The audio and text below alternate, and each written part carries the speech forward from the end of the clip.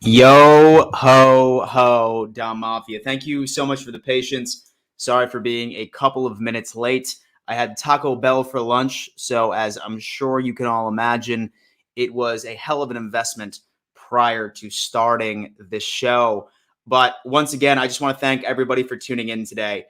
When I look at this entire situation, when I have looked at my comment section, my DMs on Twitter, my DMs on Instagram, although the Buffalo Bills ended up absolutely annihilating, and might I say, annihilating the Miami Dolphins on Sunday, 35-0, biggest point differential I think I read sometime since the mid 60s. It was an absolute domination.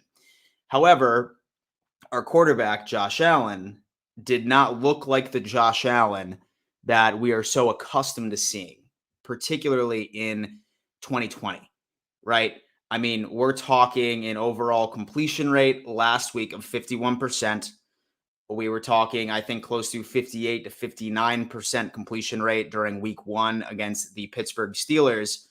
And everybody, I wouldn't say is freaking out. Spoiler alert, ladies and gentlemen, I'm not worried about this at all, but the data of what has been going on compared to 2020 and going into 2021 is really going to be eye-opening. And I think that we're going to see a lot of similarities and reasons for us to essentially calm down.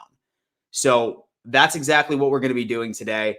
We are going to be going through some of those differences in particular statistics from 2020 and 2021 and see if we can figure out some type of answer. I'm very excited about doing that. I'm also going to be, for everybody that is either a Patreon contributor or anybody that is a YouTube member, at some point in the show, once I get done going over all of the statistics, I'm going to drop the StreamYard link. That means that you could hop in. We can talk a little bit because I really want to hear some more, I would say, fan takes on this whole Josh Allen situation. So I'm going to drop that link. Actually, you know what? I'm going to go on ahead and just do it right now for all my YouTube members. You will find that in the community tab, as a matter of fact. And then you can go on ahead and hop in now. But the thing is that I'm probably going to keep you in the waiting room until we end up getting into that segment of the show. But there are a lot of things to discuss. Now, before we do that, I do want to go on ahead and we do need to hear just a brief word from today's sponsor. I will be right back. Well, ladies and gentlemen, I just wanted to hop in real fast and let all of you know that you don't know about football. Your knowledge of the game is embarrassing. What's wrong? And did I just bruise your ego? And did I damage your self-confidence? I'm a good guy, so I'm giving you an opportunity to prove me wrong. And what you're going to do is you are going to bet against me on Vigit. Dan, what the hell is Vigit? Well, let me tell you what, ladies and gentlemen. This is an application that allows you to put in your sports takes, your sports bets, without having to risk your mortgage payment whatsoever. The second that you log into Vigit, you are going to have the opportunity of winning coins. These coins are also going to be able to be cashed in for various prizes, and even the best person in the entire application is going to be flown out to the Super Bowl. And so this is the best app on the face of the planet without having to risk any actual real money. Very low risk, super high reward. Every single week, I am going to be on this app and I am going to be giving my picks for each and every single game. Spreads, prop bets, you name it. And I want you to bet with me. What I want you to do is I want you to hit that link in my description or hit that link in my bio right now. Join my league. The password is HIT72 and start betting against me and show me that you actually know what the you're talking about. So whatever you're doing, stop this video and sign up for Vigit today. Yeah, ladies and gentlemen, Vigit is an absolute super cool app for anybody that is afraid to actually put real money down. You don't want to risk your bill money, or maybe you just want to start getting into the whole putting in your picks on specific spreads, etc. Vigit is awesome. That link in my description, you can join my league. You'll see that currently I am number 3 on the leaderboard. I got absolutely screwed by not taking the Cowboys +5 against the Buccaneers on Thursday. That's exactly why I'm number 3 right now. However, I'm sitting at 5-2-1. The leader's sitting at 11-6, and my buddy Brian's at 14-3. So if you guys want to make that happen, then I highly recommend hitting that link, joining my betting league. No risk, and a super high reward. Super, super exciting. So, ladies and gentlemen, this is, like I said, this has been the main concern from what I have seen from the past couple of games. It's Josh Allen. There's no way that any of us could be upset. There's no way that any of us could be upset about the way that the way that the Buffalo Bills played, rather, on Sunday against the Miami Dolphins. I mean, we were absolutely lights out. It was crazy. But like I said, there's data that is legitimately going forth and making a lot of explanations when it comes into this. So, yes, I did make a PowerPoint. Okay. What the fuck am I? I have not ended up making a PowerPoint since I was in high school. Really hope you guys enjoyed it. I mean, I would say it's pretty damn good. You know what I mean? Pretty aesthetically pleasing over here, if I will. But like I said, data proves everything of whether or not that we need to start shitting ourselves about Josh Allen. Okay. And as you can see, I've compiled a lot of different data points. I got a lot of these from PFF. And then also this morning, I was listening to Locked On Bills podcast by Joe Marino. He pointed out a lot of these things, and a lot of this ends up making sense right here. So one thing I wanted to point out that I think the first data point from this area is time to throw. In 2020, Josh Allen held onto the ball a lot more, right? An average of 3.04 seconds. What that tells you is Josh Allen did what Josh Allen did best. He was able to roll out of the pocket, allow his receivers who weren't initially open get open so he could extend plays, and now he's not doing that in 2021. Granted, I will go on ahead and put this out there that there has only been 2 games. So that 3-second average of 2020 and the 2.79 seconds in 2021, not something that I'm leaning my hat on, but making these comparisons is really just trying to show why we're not seeing that type of production from Josh at this point. When I see 3 seconds in 2020 and when I see 2.79 seconds in 2021, what I'm seeing right now is Josh Allen, for some reason, is not leaving the pocket. He's not rolling right like he used to in 2020 and 2019, right? Where he was able to actually create a bit more time for his receivers to get open. Now, the question remains here. Is this something that Dable has been trying to force him to do? Or is these pass rushes, I could definitely believe it during week 1 against the Pittsburgh Steelers, maybe not so much against the Dolphins. They were not putting nearly as much pressure against Josh as the Steelers were. Or is that pressure keeping him in and going from there? That is one thing why I think that we're not seeing a lot of production. And you're about to see a lot more when it comes down to it. Going into here, now we're looking at play action percentage. We all know that Josh Allen thrives in play action. In fact, last year, 33.3% of the time during all snaps, Josh Allen was in play action. And then we have seen a pretty significant drop in 2021 for 28.3%. Now, reason behind that is you've probably noticed that a lot of formations, I would say the majority of the formations I've been seeing, there's a lot of Josh Allen being solo in the backfield running the 5 wide, right? So obviously at that point, play action really isn't much of a situation at this point. So I wouldn't be surprised if moving forward, what this coaching staff is going to do is they are going to make sure that Josh Allen is going to be working a bit more out of play action going from there by itself. So that is something to look for. And then it comes down into screen percentage, right? Last year, we ran a lot of screens. In fact, 11% of all snaps. And compared to these 2 games, we're looking at 5.5. Now, this is going to get a bit more interesting as we go through the remainder of this data. In my opinion, the reason for that drop specifically has to do with the fact that nobody's blitzing Josh Allen anymore. Last year in 2020, they learned that if you blitz Josh Allen, you're absolutely fucked. You can't really effectively run a lot of screen plays when teams simply aren't blitzing you and they're relying on um, organic pressure. So that most likely ends up explaining why the snap count has decreased that much significantly. Now, we're not really going up against a tremendous front seven. I would suppose after the Washington football team has a very, very scary defense as far as personnel is concerned. I think that they haven't ended up meshing well. They didn't look too good against the Giants, their last matchup. But after I would say the Washington football team is concerned, I'm seeing the screen percentage to be shooting up, henceforth making Josh Allen a bit more effective. And then this one specifically, the most significant drop off essentially had to be with RPO. So 2020, 28%, a lot of RPOs, and then 2021 has dropped down to 9.5. And like I said, same thing. This really doesn't work out when it comes into when teams are blitzing, right?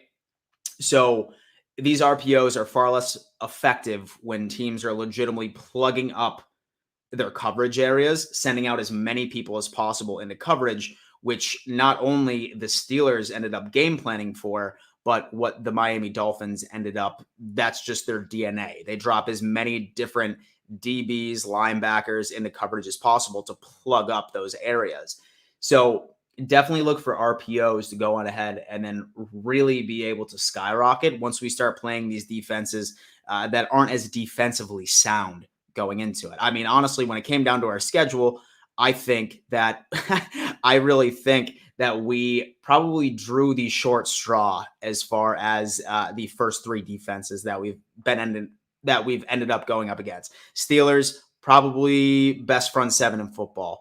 The Miami Dolphins, I would say, probably top three, maybe first best secondary in football. And then now we get into the Washington football team, who a lot of people have been, I would say, in particular, hyping up significantly. They know that this is going to be good. But once this is over with, I mean, we have the Texans, the Titans coming up as well, who ended up looking very, very bad their last matchup defensively, at least. And then also the Chiefs, who have our number. So maybe we do have a bit, but I'm really hoping that we're going to be able to fix these numbers.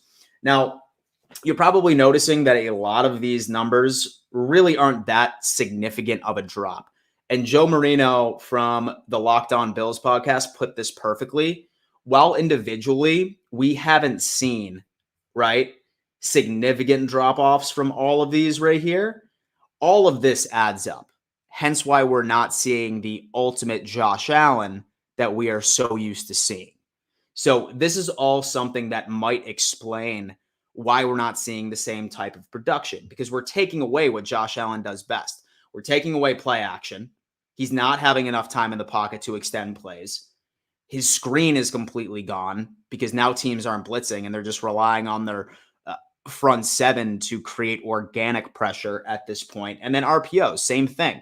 Same thing. RPOs are very difficult to run when a team doesn't blitz and they completely plug up all of those coverage areas. I mean, I know a lot of us have been talking about this, right? Yards after the catch have essentially been non-existent going into this season. And a lot of that has to do with just the way that defenses are scheming up against us. So really, when it comes down to this, this is really how it plays out. This is the second little data piece that I put out there. A lot of us right here, look at this, with our pressure rate. And now no quarterback, in my opinion, is good against pressure. Some are decent. Several quarterbacks are great against the blitz. Josh Allen, fantastic against the blitz. Last year, you'll notice that, like I said, teams shot themselves in the foot and they ended up blitzing him 37.8% of the time for every single snap. These defensive coordinators are not dumb. These defensive coordinators are not dumb whatsoever. They learned from their mistakes, and now he has only been blitzed 20.7% of the time, hence why he's not able to take advantage of that one less person in coverage, which is, in my opinion, an issue. Luckily, when it comes down into it, the Pittsburgh Steelers didn't need to blitz. Their front seven, their organic pressure is amazing. I'm pretty sure they finished at the bottom of the league for sending blitzes in general because of the power of their pass rush. Same thing when it ended up coming down to the Miami Dolphins. I think that they didn't blitz as often. And so they didn't blitz as often either, but their secondary is just so good. And they ended up making what they could potentially do at this point. But once you end up getting into certain matchups throughout the rest of the season, that we are not going up against a pass rush like Pittsburgh, we're not going up against a secondary like Miami, you're going to see a lot more teams cook up this blitz. And hence, we're going to see the effectiveness of Josh Allen. The pressure rate right here, 2020, 36.5%, and 2021, 42.3%. That's a pretty significant jump. And in my opinion, at the end of the day, this number is significantly skewed because, like I said, there's only been 2 games right now. There's legitimately only been 2 games. So it's really hard for us to be able to sort of point that out and say, oh, okay, this is how the rest of the season is going to look out. No, I really think that when it comes down into it, a lot of these numbers are going to improve. I think Dable is going to be able to scheme up against a lot of this stuff when it comes down into it. Now, there's a couple of other things that I think are really contributing to Josh Allen's struggles, right? Number one being, and I think a lot of people are probably going to be crazy about this, Emmanuel Sanders. Okay. Fun fact, out of every single pass attempt that Josh Allen has thrown this year, let me tell you what, 17% of them have been to Emmanuel Sanders. 17% of them have been to Emmanuel Sanders. And while I know that we're trying to gain chemistry, his overall production has not been good. And a lot of that, in my opinion, has to do with the fact that Josh hasn't, ended up going on ahead and sort of having a chemistry with Emmanuel Sanders. I still think that they are about to finally be able to connect and work out that chemistry.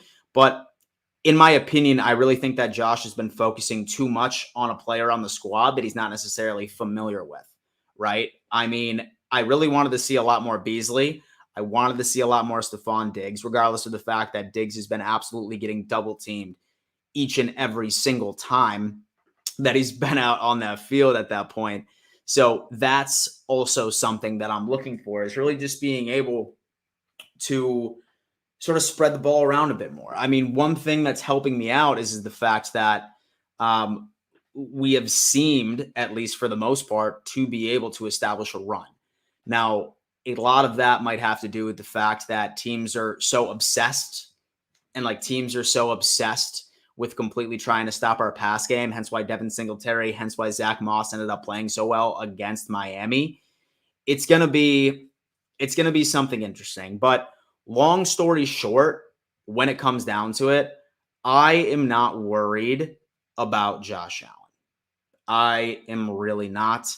I think once you account for the fact just of the overall caliber of defense, we had a great front seven against the Steelers.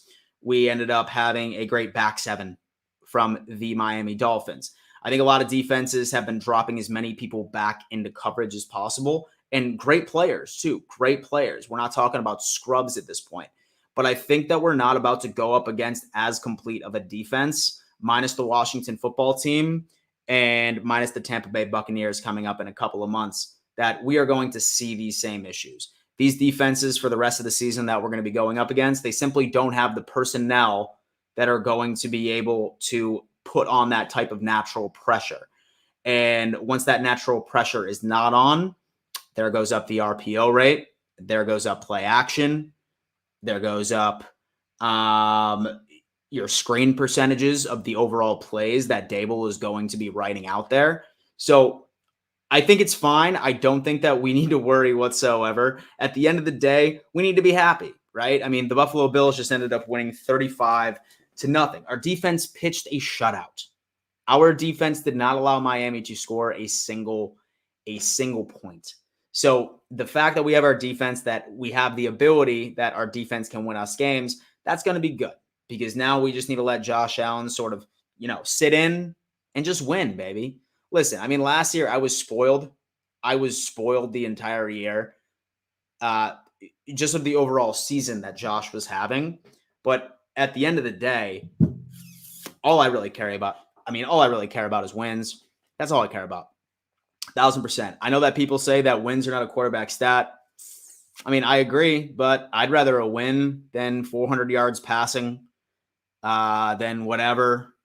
I mean, I'm not worried about it. But at the end of the day, I am still wildly, wildly confident that Josh Allen is about to completely lights these things up. It's definitely always a good thing. Guys, so for all of my YouTube members, if you go to my community page, I did post the StreamYard link.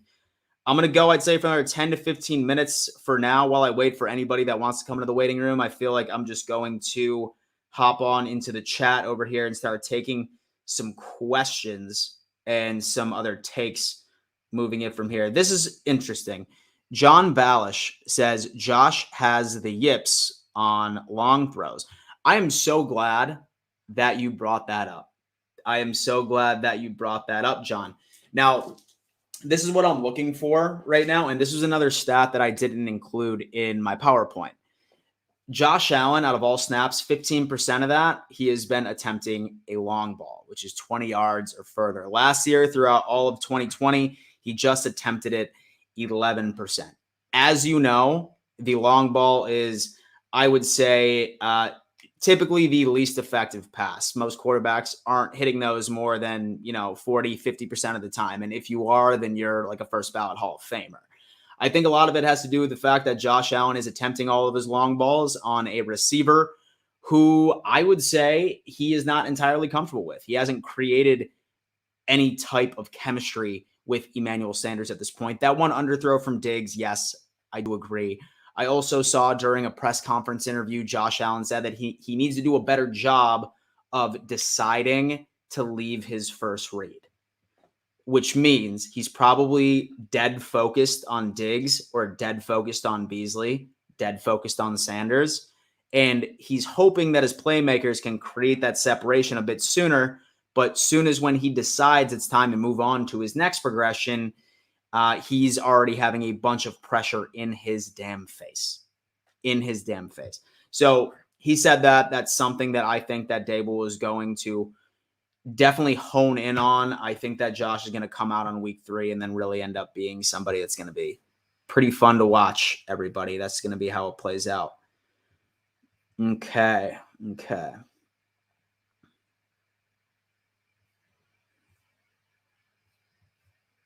There you go. Zach. And do you think Josh's struggles have been a mental problem or just rust from the off season? Zach, it's really hard to say. Here's my inclination. I think what's happening is that Dable isn't making calls that made Josh so great last year.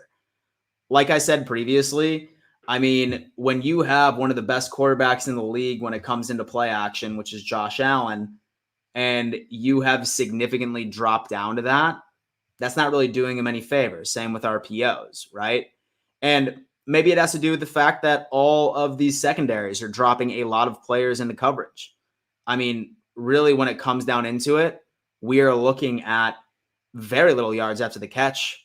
I mean, I can't remember more than 2 or 3 plays so far in these 2 games where I've been like beating the table of one of our receivers making a crazy play of yards after the catch. And a lot of that has to do with is because they're putting basically their entire roster in the backfield, really being able to play some pretty tight zone, making it very hard for Josh. I don't think it's mental. I think that it is marginally a play calling issue. I think it might have to do with a little bit of nervousness of Josh Allen. Maybe he's just sort of trying to live up to the contract and he's trying to do too much. But I don't see this being consistent throughout the rest of the year. I have a feeling he's going to get it together and all will be good. Tyler Bass goes, "Hey, Dan, give us your take on the defense." That's great. That's great, as a matter of fact. Dude, listen, let me tell you what. And I just have I have a surprise on this live stream, ladies and gentlemen. He just ended up getting in the waiting room. We're about to let him in after this take. Short but simple.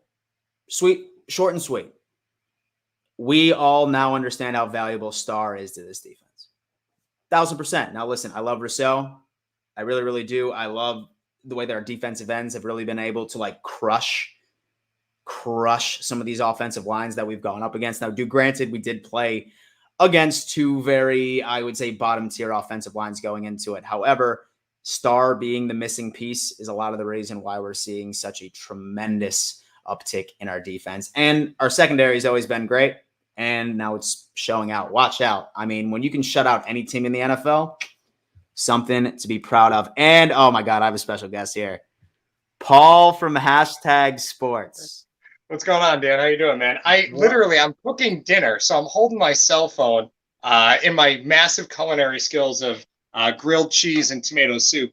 I've got one kid asleep in the living room. Yeah, I got a few minutes. How you doing, buddy? Nice. So that's not for the kids. That's for you. That's your Wednesday. I'll throw it. Listen, you just throw food. When you have this many kids, Dan, you just throw food at them. You really don't worry about whether they eat it or not. You just throw it at them, and that's that. That is a beautiful thing. Paul, actually, I am glad that you joined this stream because I'm not sure about you and Mario, but I would say the most popular comment besides people just gloating on how we completely shut out the Dolphins has been worries about Josh Allen. Okay? Yeah. And I just ended up going through, like a bunch of comparisons from as far as play call stats from 2020 going into 2021. But I mean, I'm sure everyone would absolutely love to hear yours, like your overall concern level, what you think his issue is, will it get fixed? I'd love for you to take the floor if you want. Yeah. So I think there's like this big dynamic when you look at it and you say, okay, Josh just made all this money, right? Josh isn't a $250 million quarterback yet, right? Like I know there's a lot that goes along with signing that deal, but the reality is she's just not there yet. Like you still have another year at Dable. Like he's picking up more responsibility in the offense. And I think that's kind of what you're seeing is the learning curve there. There's a lot to taking over an offense, right? You're talking about protection calls. You're talking about coverage shifts. Like there's a lot that goes into it. And you're going to fail a little bit. And if you failed against Pittsburgh, okay. And, even in the Miami game, you saw things not be phenomenal, but still you put up 35 points, right? How could you be upset with that? Absolutely. The thing to me that I always get worried about is when I see Josh going backwards when he's already got 5 or 6 yards of space, right? I saw that a lot in Miami. We saw that a lot in 2019 too, where Josh would keep moving backwards. And the thing about Josh is his arm is so damn strong. He can wait till the literal last second and knife a ball into a covered receiver, right? Mm-hmm. But he has a tendency to lean. And that's where you see sometimes he misses those guys, right? He worked a lot in the offseason of 2019 into 2020 on his throwing mechanics. We're kind of seeing as he's going back to learning, right? Because that's what he is. He's learning again. This is a whole new level of being a quarterback. We're starting to see some of those things that he worked out in 2020 kind of creep back. If there's one thing that we know about Josh, he's a worker. He'll get over all of it. But the thing that I'm most concerned about is watching him gain space backwards when he just doesn't need it. He's got 5-6 yards in front of him.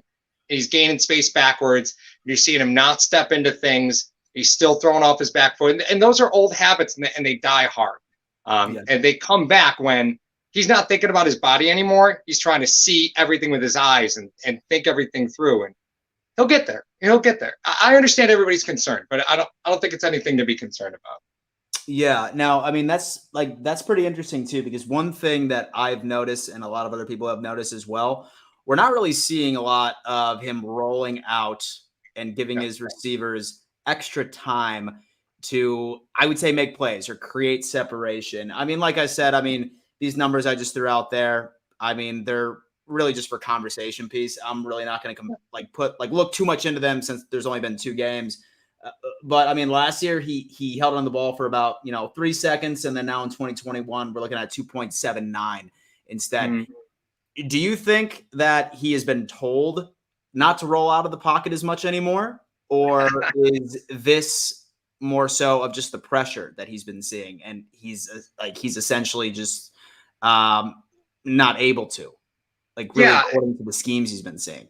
I think that's an interesting question, Dan. So I'll answer it this way, right? The touchdown pass to Diggs this last weekend, right? There's no quarterback in the NFL that can knife the ball across the field Yeah.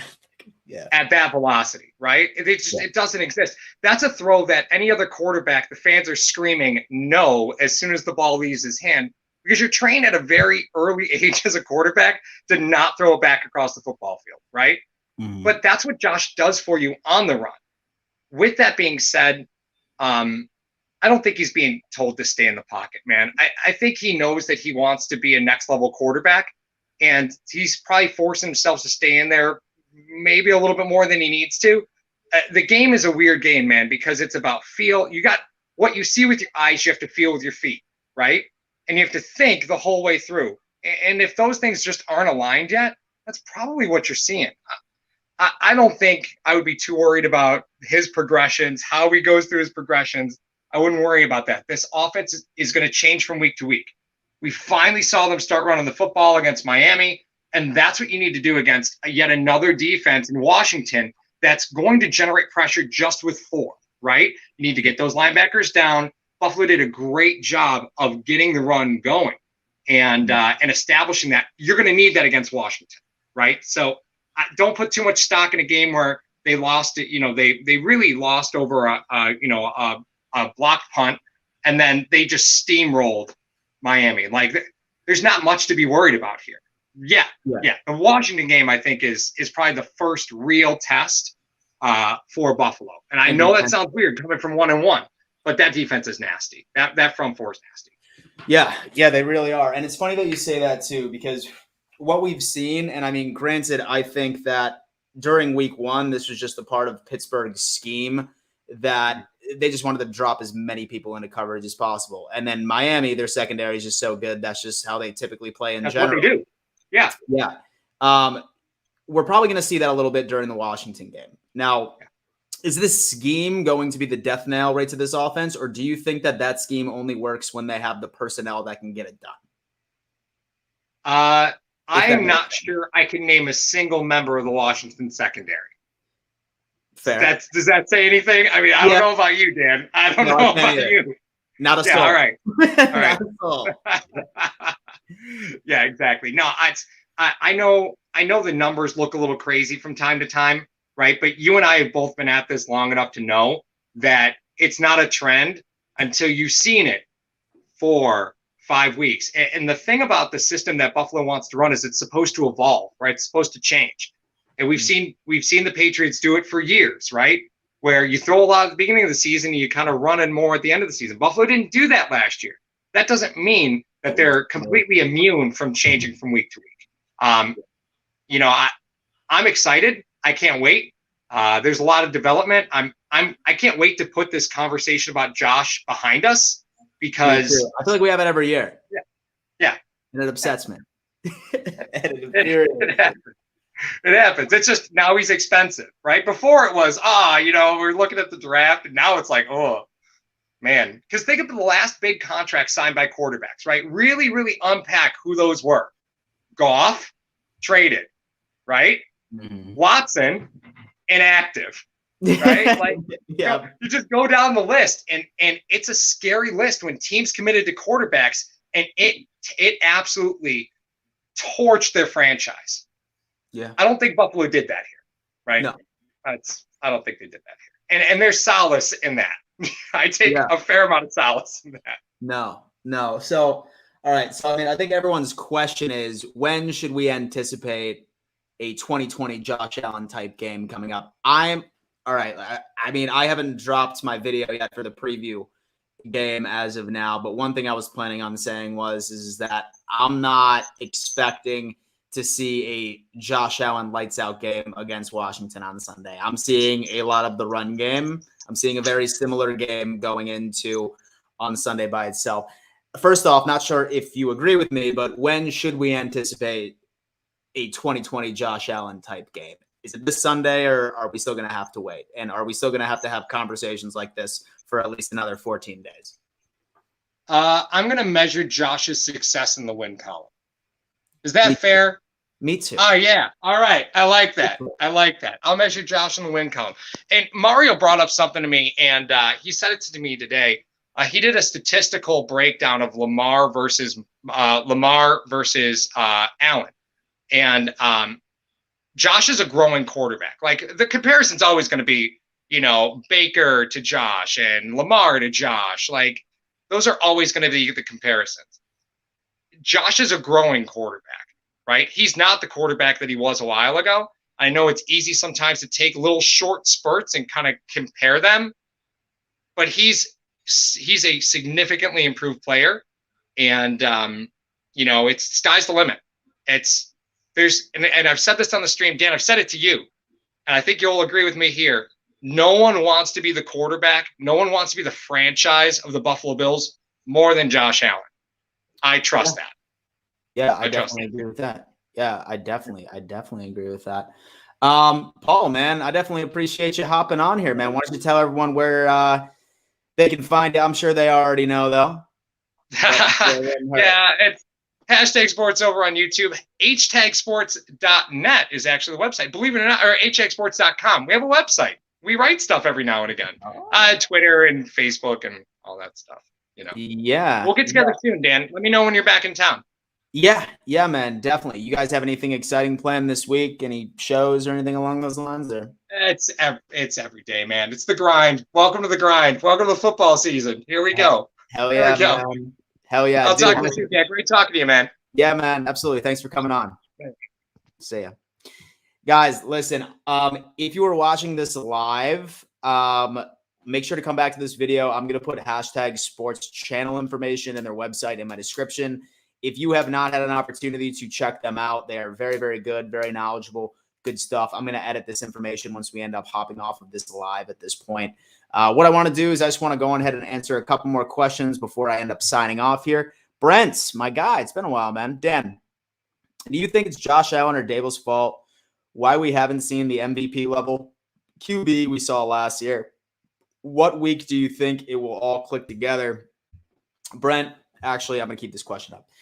Great question. I think it's a mix of both, man. I'm not going to lie to you. I think that Daboll hasn't been calling plays that Josh Allen ends up thriving in, right? I think that he's not calling enough play action. I think he's not calling enough screens, although teams really aren't necessarily blitzing us a lot. Screens aren't very effective without blitzes. Same thing with RPOs. That's what Josh Allen thrives on. He thrives on those types of play calls, and he also thrives on the fact of him being able to roll outside of the pocket and give his playmakers more time to get open. Josh admitted that he needs to do a better job of leaving his first progression first, right? I have a feeling that Josh is so fixated on Diggs, but now teams, they're like, oh, dude, I'm not about to get screwed by Diggs. I mean, dude, man ended up leading the entire league in receiving yards last year. So he's going to be double teamed. We're going to be seeing that a lot. So I think that that's something that he needs to improve on Sunday. We're going to be going up against a pretty crazy pass rush, man. We're going to be going up against a pretty crazy pass rush. I mean, I wouldn't be surprised if we're seeing something equally as effective as as far as the Steelers pass rush as we are going to see on Washington. Do not sleep on Washington's defense. Do not whatsoever. I'm hoping, I'm really hoping that we will be able to address this. I'll be completely honest with you. I do see us winning this game on Sunday, but I do think that it's going to be thanks to a couple of clutch plays from Josh Allen, and it's also going to be coming from our running game because that's what's going to have to happen. We've established the run. Singletary did tremendous. Zach Moss did tremendous on Sunday.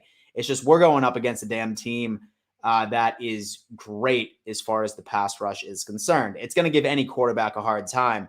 So I have a feeling the Bills are going to lean on their running game. And maybe that upsets us a little bit because we want to see, like 2020 MVP Josh Allen. But as Paul from hashtag sports just said, good teams adjust. If a team has a good ass natural pressure, then you're destroying them with the run.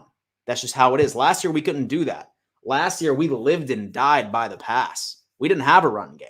And granted, it's too early to say that we do have one, but for the first two games, I think we've actually done pretty damn well. So I have a feeling with the defense that we're going up against, I have a feeling that this is going to be more of a run-centered game. I would like to see Josh Allen be effective for when he does pass the ball. I would also like to see him beat a bit more of the secondary, as Paul just said as well. I can't name a single person on the Washington football team secondary, not a single person. So I don't think that they're going to be as locked down as the Steelers secondary or the Miami Dolphins secondary. So I think we'll see an improvement in Josh Allen. I think that we'll probably see like a pretty good game from Josh. I mean, I'm hoping high 60s. I'm definitely hoping a couple of touchdown passes. But I think our overall scheme of the game is going to be against Washington. I feel like the game where Josh Allen comes up and he's just like, you know what?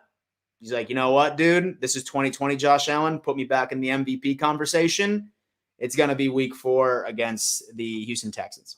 And then hopefully he continues that rolling in heavy against the Chiefs, which is going to be a good measuring stick moving forward. But right now I am fully anticipating us winning our next 2 games.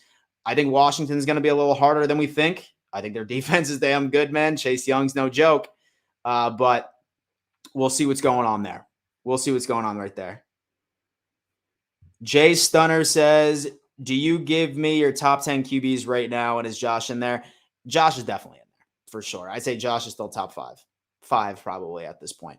Based off of this year alone, he's still in the top 10. But I mean, as far as what I believe, as far as, dude, let me just put it this way. His performance, there's reasons behind it.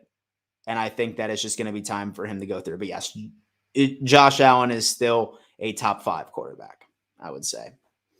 Tyler Bass goes, does the run game continue to succeed? I do, man. I do. Listen, if these teams want to continue to drop everybody and their mother on that defense into coverage, absolutely. Absolutely. It's really going to depend on what the defense gives us. If they're blitzing, if their secondary is weak, look for Josh Allen to light it up because there's going to be receivers getting open. If they have a great natural rush, they're dropping as many people into coverage as possible. Look for the run game to go out. So, I mean, we'll definitely see how that plays out. AJ, I did. You said we had 6 sacks, right? And we did, right? Dude, we completely destroyed everybody, which is insane. Dan, is Dable calling more of the plays this year than he did last year? Norm, great question. I think so, as a matter of fact. I think that he's actually calling a bit more than we initially anticipated him to. But, I mean, really at the end of the day, I mean, he was just making play calls. And, I mean, you just can't anticipate with the personnel that both of those squads we just ended up playing with, especially on a secondary level. So that is pretty interesting. I have not even checked how many like buttons were smashed. Can somebody let me know how many like buttons are smashed right now? I would be curious to know, and whether or not that I need to yell at people. So if anyone can tell me how many like buttons have been smashed, let me know. And then I'm going to harass everybody in this room to do so as of right now. Otherwise, we are going to be having some problemos. Zach, should I start? What did he say? Zach says, should I start Devin Singletary in fantasy? Dude, Bills running backs are pretty tough. I always shy away from starting any type of running back that's from a committee type room in fantasy football. But if that's the case, okay. Luis Mato says 90 like buttons smashed. Huge issue. I need that to be 120 in the next 5 minutes. And before we end this stream, I need this to be 120. Dan, run the damn ball. Don Priesler, absolutely right, Don. Absolutely right. In fact, if you want your run the damn ball merch, you can find it below this video. That's a classic. Listen, we've established that we could run, and if defenses are going to try and pull their same shit by just sending natural pressure, dropping everybody and their mother into coverage, that's exactly what's going to happen.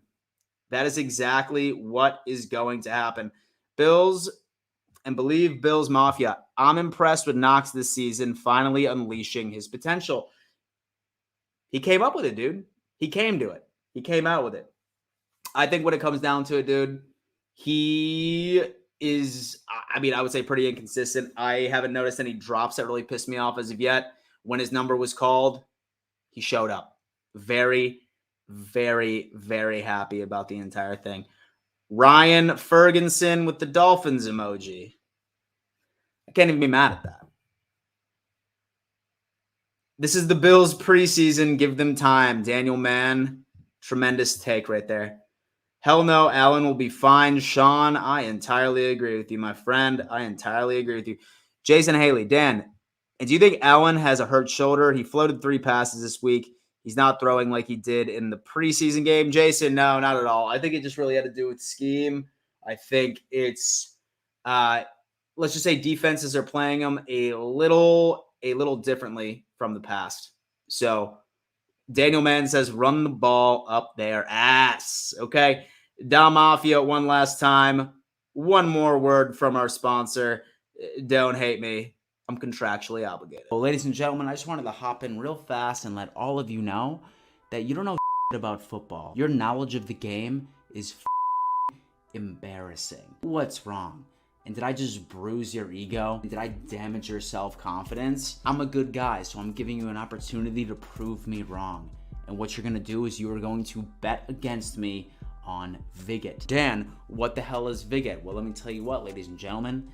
This is an application that allows you to put in your sports takes, your sports bets, without having to risk your mortgage payment whatsoever. The second that you log into Vigit, you are going to have the opportunity of winning coins. These coins are also going to be able to be cashed in for various prizes, and even the best person in the entire application is going to be flown out to the Super Bowl. And so this is the best app on the face of the planet without having to risk any actual real money. Very low risk, super high reward. Every single week, I am going to be on this app and I'm going to be giving my picks for each and every single game. Spreads, prop bets, you name it. And I want you to bet with me. What I want you to do is I want you to hit that link in my description or hit that link in my bio right now.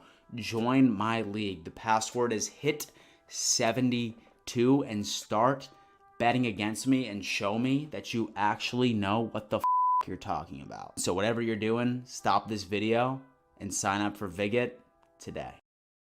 Yes, most definitely. Sign up for Vigit. I'm going to be putting in my picks, I'd say probably tomorrow, as a matter of fact. I'm going to be dropping my weekly NFL picks, and then I'm also going to be putting all my picks in on the Vigit app, from spread, money line, you name it, right over there.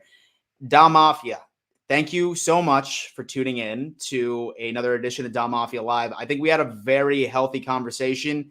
For all of you that ever want to come on these streams, okay? I drop my stream link in my exclusive YouTube member community tab and my Patreon community tab. If any of you guys ever want to come on the stream and talk about the topic, then I highly, highly recommend that you do so. It's always a great time. Smash that like button. Subscribe to this channel if you have not already. Have a lot of exciting stuff coming up for you this week. We're going to be previewing the Washington football team game. And at the end of the day, ladies and gentlemen, before I let you go, you better always damn remember, let's go, Buffa